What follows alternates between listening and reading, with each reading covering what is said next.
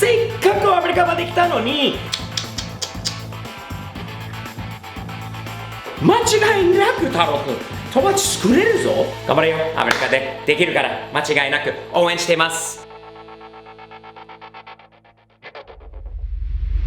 スティーブ的店のスティーブです。こんにちは。日本人の留学生留学っていうのはだから大学生だけじゃないんだよね。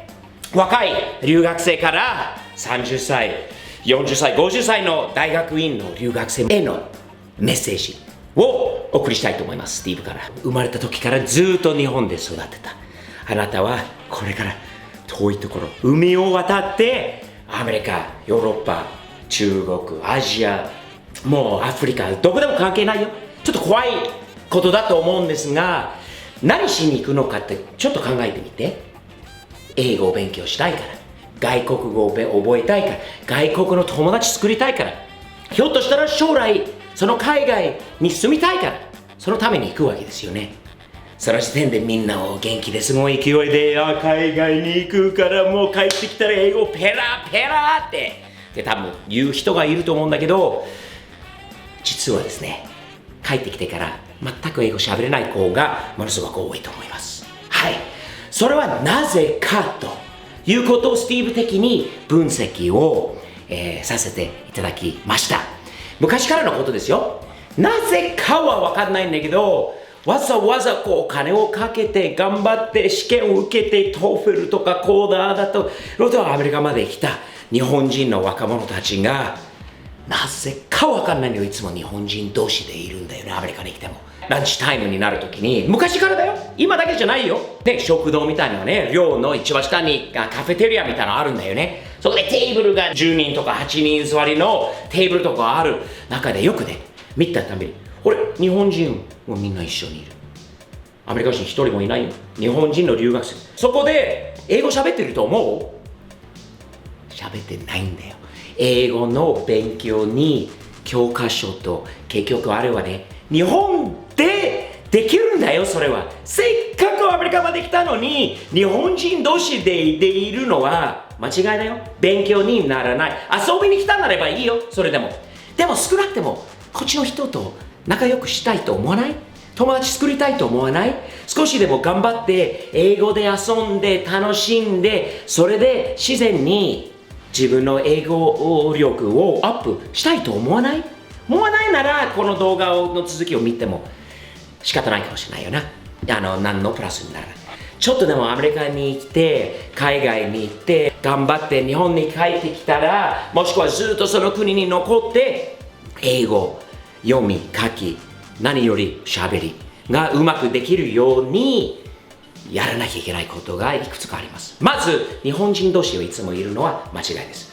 そしてすぐにアメリカの友達作りなさい。怖いの分かるよ。最初はねちょっとどうか。でもね俺のやり方が昔日本語を覚えたいと思った時にアメリカ人からもう離れようとしたんだよね。日本人同士のグループのテーブルにちょっと勇気持って怖かったよ。当時も怖くてでも言った。空いてる席があったらここよろしいでしょうか、一緒でよろしいでしょうかって、どうぞどうぞどうぞって。それ日本人だけじゃないフレンドリーなのはアメリカ人もすごいフレンドリー。例えばあんまりね英語喋れなくてもいつもスティーブ的に言うのはこれだよ、サムズアップ。それがジェスチャーで伝わるから My name is Taro I am from Japan とかって言えば間違いなく太郎くん友達作れるぞ。みんなね日本のこと面白いと思ってる人がいっぱいいるし日本に興味持ってる人が多いからおそらく I am Taro from Japan という時点で何かのアニメの話につながるかわかんないんだけどね友達ができる。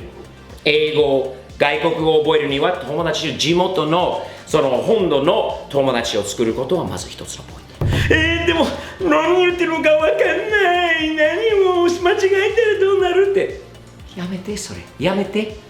通用しないよアメリカでは。ダメ。もう言って失敗してもいいから。失敗は成功のもと。すごいいいこと。失敗しないと上達できないぞ。それは何にしてもねスポーツだろうが外国語だろうが何だろうが失敗しないといけない。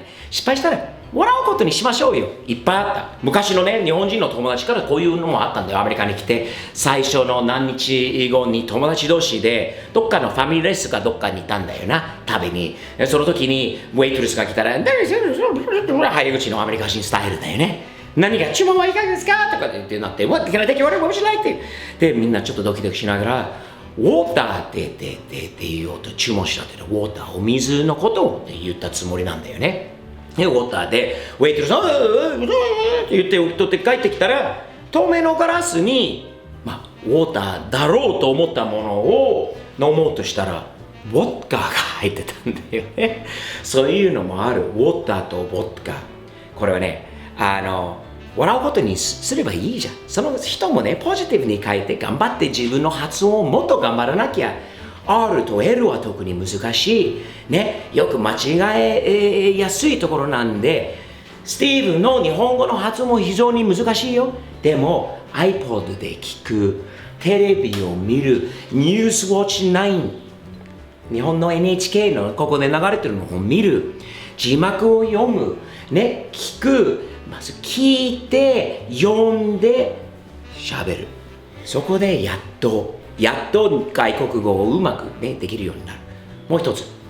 ね、だから日本人同士からもう離れる。アメリカの友達を作る。夜はね、遊びに行くときも、日本人の友達置いておいて。アメリカ人と一緒に遊びに行って。そしたらもっとね、フレンリーな言い方とか、リラックスした感じの英語とか、いろんなシチュエーションの英語がもっとわかると思うんで、で、ほら、周りに簡単に、日本語は簡単だから考えずにできるわけじゃん。だから、もっと努力しなきゃいけないことになる、自然に。アメリカ人と、その外国の国の子たちと一緒に時間過ごすと、勉強になる。もっと勉強になることが間違いないと思います。大学とかね、クラスに行かれる、真面目に勉強する日本人の子が多いと思います。勉強だけはね、学校での教科書での勉強というのは、それだけは勉強にならないよ。それだけでは上達しないよ。本当にね、学校の勉強を基礎として、それをベースとして作って、そこから例えばね、スティーブの場合は音楽好きだった。昔はマーチンバンドやってね、こういうハイステップだったんだけど、友達同士、音楽好きな人たち、カラオケ好きな人、音楽好きな人、トロンボーンを吹く人とか、ね、トランペットを好きな人とか、音楽、ジャズバンド、歌を歌うアカペラとか、ああいう音楽好きな人とタイアップすること。日本人の留学生はこういうね、例えば大学でクラブとかいっぱいあると思う。こういうね、趣味で集まる人が必ずいると思う。ちょっとでも努力すれば。で、今努力しない。いやでもどうやってそういう人たちと会うのか分かんない。それは偉いわけになるぜ。分かった？スティーブの80年代とかのことを考えてみて。分かんないかもしれないんだけど、パソコンなかったぞ。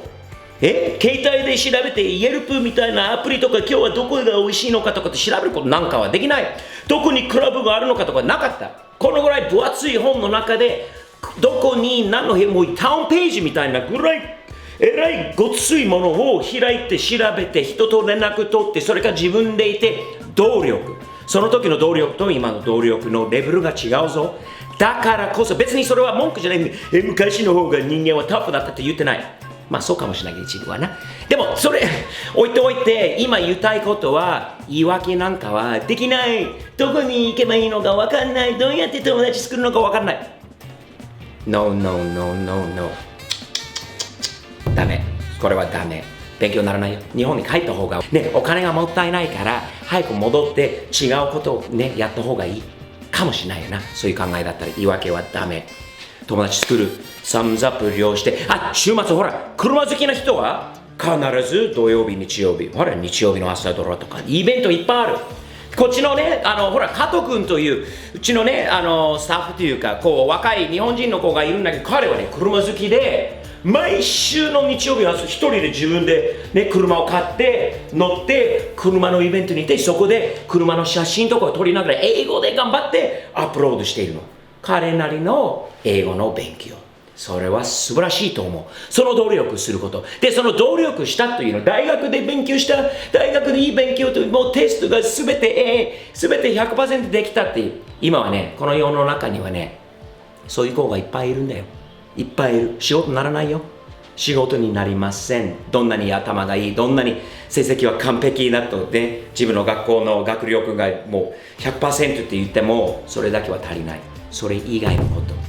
バンドやったこと、車のクラブを作ったこと、毎日何かのクラブで活躍したこと、ボランティアして貧しい人たちのためにこれをしてあげたとか、このホームレスの人たちにこれをね、自分を食べ物を持ってたとか、大学でこのクラブがあって、クラブ活動でお金を集めたとか、そういうのをね、アピールしないとダメ。アピールはキーワードですね。日本人にはみんなじゃないよ。でもアピール力が非常に少ないな。日本人はね、もっとその辺は頑張らないといけない。シャイっていうのはダメだな、この世の中はね。シャイは悪いことじゃないよ。黙って聞くことも悪いことじゃないんだけど、いつかちゃんと言わなきゃいけない時があるからね。自分の意見を強く言うことはあって、アメリカの学校で手を挙げて、言うこと。なので黙って、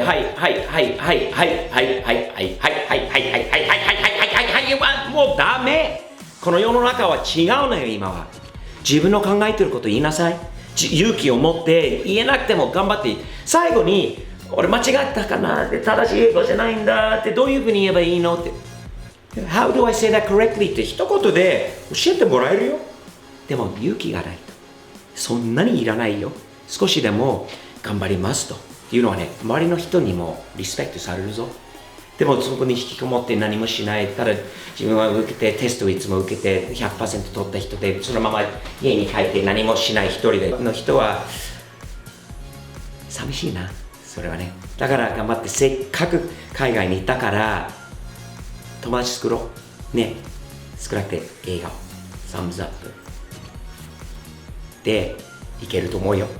いつも言ってるんだけど、このおっさん、この顔で、本当はもう20歳ぐらいまでは全く1から10まで日本語を数えることさえができなかったおっさんができるなら、間違いなく 100%、150% 以上の確率でできると私は信じています。あともう一つ、今時のね、プラスになることは、スティーブ的視点を見ることだね。ね。英語字幕は完璧だよ。俺がやってるから。間違いない。気持ち違いがあっても許してね。でも、すごい勉強になる。今の面白いコンテンツ。スティーブ的視点が面白いな。スティーブさんね、おもろいなとかって、たまに残してくれる人がいるんで嬉しいよ。ものすごく嬉しい。面白いからこそ、ね、このチャンネルが面白いからこそ、スティーブが面白いからこそ、笑わせてくれるからこそ、勉強しやすい。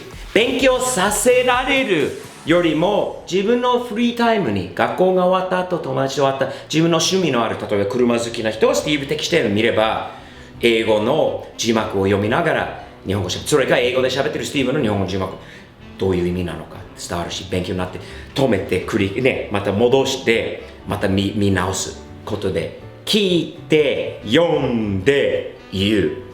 そういう勉強になることと、もっと自分が自信を持つようになるのと、車のイベントとかカラオケのイベントとかアニメのイベントとかで自分から人に英語で Nice to meet you, I am Taro from Japan, let's be friends の方がこういう太郎君よりも全然いいと思わない？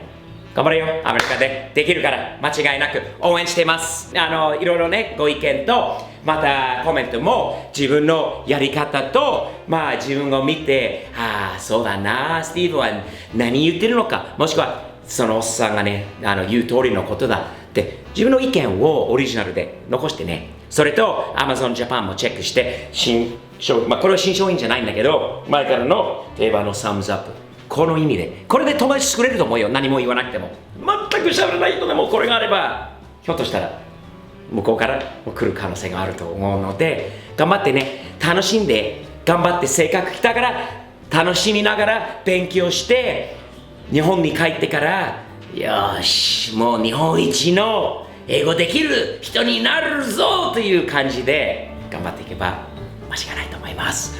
それまでは、ではまたよろしくね。